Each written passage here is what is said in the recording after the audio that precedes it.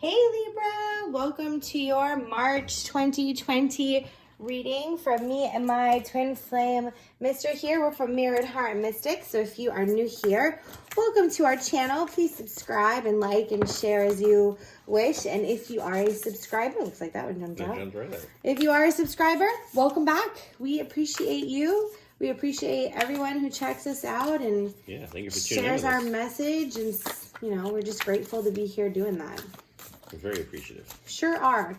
So, what we're going to do is look at the feminine and masculine energy in March and check out the ways that our energy is working to kind of come into union.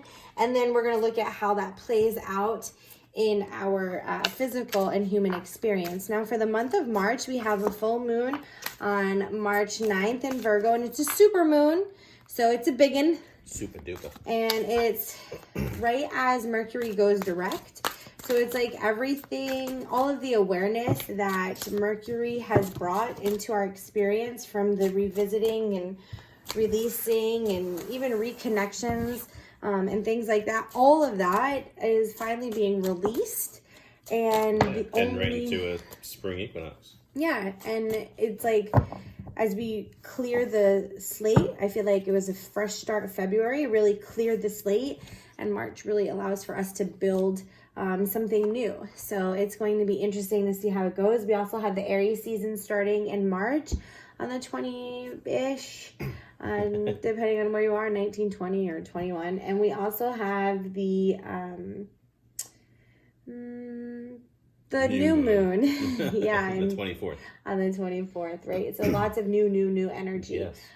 So for the feminine energy, which we all have both, and the feminine energy is about the sacred knowledge and divine wisdom that comes in, we have stay focused. So with this energy, it's like, it's going to come in for our Leo friends. It's gonna like drop in, and you're going to still need to stay focused on like what you're doing and not kind of freak out by this new awareness that you receive or this new idea that you have, or, you know, if it's going to be meaningful, it needs to be handled in a divine order. So I feel like the staying focused card reminds us of divine order and divine time. And yes, you can align with your higher self and your natural divine alignment. You can do that, and it will help for God and the universe and your spirit guides and angels and all of that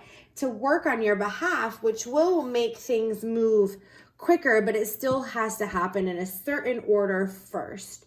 And so I feel like that's what you're being reminded of when you have all of this knowledge and wisdom kind of funnel in, to just really let it sort itself out, and you just continue to stay focused on what it is that you're doing. Yeah, don't get distracted.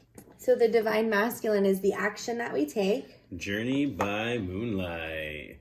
So again, I think my missus touched on it about the faith, having faith in God, the universe, whatever resonates with you. And just if you think about how you take a journey at night, the moonlight only allows you to see so much. So you do have to rely on your intuition and your gut and just blind faith, basically. It's just knowing that there's something that's supporting you behind the scenes. Through all of it that you don't see, but it is happening.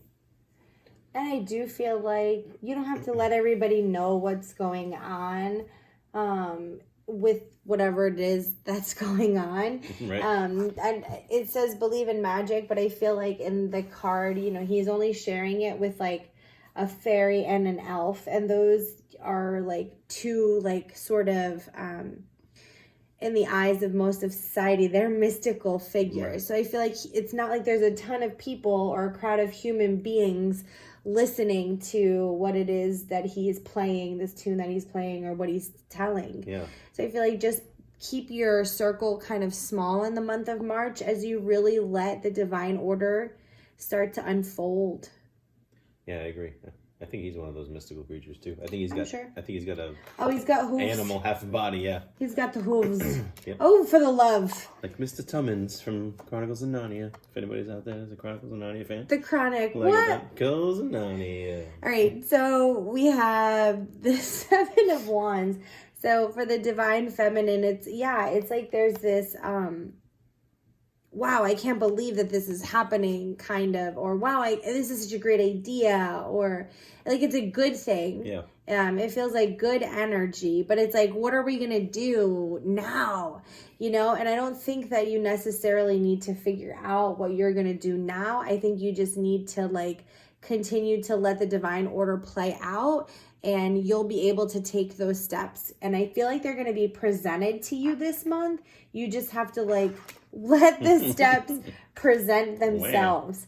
And so, there's a little bit of doubt with this Five of Wands, unsure like what to do with it or how to move forward with it. And it's like maybe wanting to take the next step, but it's like you have to wait for it to come to you first. And then maybe in that wait is where you need to stay focused and not let your emotions kind of trip you up. Yeah. And it's interesting because, like you said, oh, this is a great idea. Like, maybe you were so excited about it, and then you became fearful. Like the minute right? you opened up your heart. Right. You got so excited about it that it was like, well, maybe it's too good to be true. Right. That's a good point. I'm trying not to knock them all over. So on the masculine side, just looking deeper, there it is that you just said, too good to be true. Like starting to really be fearful that something's going to come in and take it from you. Maybe like a thief in the night, journey by moonlight, right? But look at Ten of Pentacles. Everything is okay. There is abundance swirling. There's a lot of newness coming into your life, Leo, and it feels like good things. I think my mister was really right on when he said about the kind of doubting it. Like, oh gosh, I can't believe I let my heart get ahead of myself. What was I thinking? I don't want to be let down. I don't think you need to feel that way. Yeah, and I feel like with the last card, there's enough to go around. I feel like you have enough to share, whether it's knowledge or love. Yeah, I feel like there is enough, and with it being spring, that's when most people start planting their gardens and flowers, and I feel like it's still a few weeks, so kind of give it some time to build and grow, because it's going to take a while. It's not a garden just doesn't grow overnight. That's right. It sure doesn't. And then flowers don't just grow overnight. They start as a seed, and then it kind of like breaks through. And so when it says journey by moonlight, I think it is like maybe kind of dark. You mentioned. Oh yeah. In another reading, and I thought that maybe it could apply here. I can't remember, maybe if it was Taurus or something. It's like, or Gemini. At the beginning of the month, it might feel a little bit dark. Right. But with that spring up ahead, it's like things are really starting to bloom. And then as they start to bloom, like, don't doubt that they're going to blossom. Yeah. Like, it's going to, because that's nature. Yeah. Just keep nurturing the space that you're growing in. Yeah, I feel like if you keep a negative energy about it, that's almost like you're just shading. Yeah, you're not allowing the light. Yeah, Mercury is completely out of retroSHADE, as I call the end of it, because it's like integrating what you've learned from Mercury retrograde. That's at the end of March. So even the end of March, March is going to be like a toddler learning to walk. It feels like, or whatever. Whenever you start to learn to walk. In your human experience, look, we've got perfect timing. So we did talk about perfect timing, and we talked a lot about divine order. So I do feel like that's playing a really big part in Leo's experience for this month. Yep. Just really trusting the process, not wanting the seed to be the flower in an instant, and really allowing for it to grow and just cultivate the space for it. So if there's a lot of space between step 1 and step 2, don't lose your shit in between it. Like, just and even like don't overwater it, because you could what's the word I'm looking for? You could like drown it. Yeah. Right. Whatever this idea or this relationship you can ruin it. Yeah. Sabotage. You don't want to do that. So Right. let divine timing take its course and play out for you. All right. So how can we maneuver through this? How do we maneuver? Navigate it. We've got King of Shells, which, speaking of maneuver, the seahorse is... Perfect. It's perfect for this because you need to have a steady and strong foundation when the seahorse is out in the... And it doesn't really have that. Right. Because it's just flowing with things. Right. So when it's in the ocean, it'll grab a piece of seaweed with its tail. And, I mean, basically, it's like holding on for dear life. It doesn't know if it's going to get swept away. But that's following up right. with, like, what we're saying. Like, I've got this beautiful thing. Right. I've got this great foundation. I don't want it to get taken away. Well, no, I've got this beautiful thing, and I don't want it to get taken away. Like you said, it could get swept away. Right. So there's just knowing that, like, you have to ebb and flow with it. Yeah. But you got to do it anyway because the seahorse is going to hook itself on regardless, even if the piece of seaweed goes out into the ocean. Of course. Mm-hmm. All right. Next. We've got the 5 of Shells. So I feel like this card is all about being consistent and persistent. Because if you think about when you're a kid and you try to catch lightning bugs, they say catch them in a jar. What do they say? Lightning bugs are extinct. Are they really? Or they're because going too many kids extinct. trying to catch lightning bugs in a jar. No, because something about like our, I don't know, light or the lights that we have like just in our culture, our society is. What are they, drowning them out? Yeah, it's not dark enough.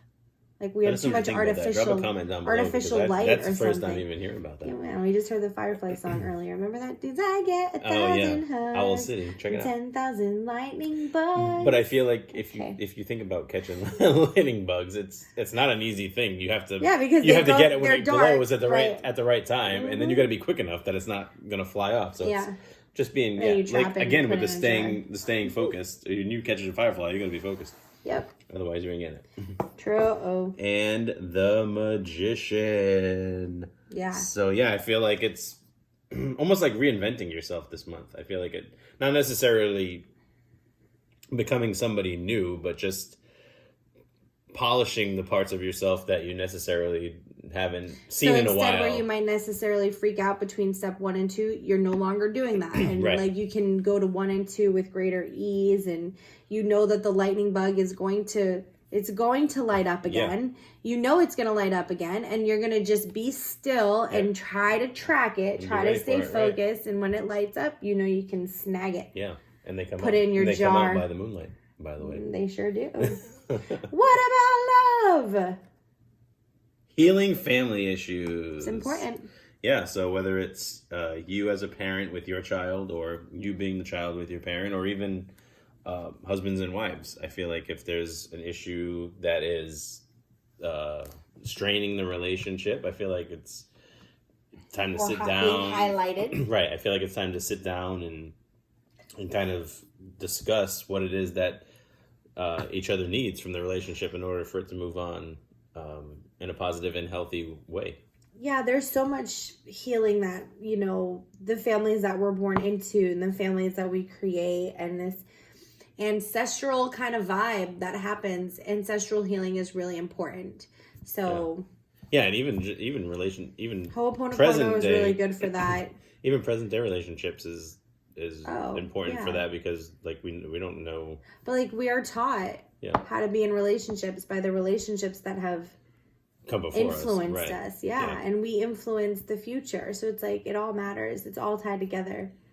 The circle of life. Yes, exactly. So if this gives you some guidance and some advice as you go along, give it a like or comment. Subscribe to our channel. If you vibe with us, subscribe, and we wish you all the very best. Take care. Bless.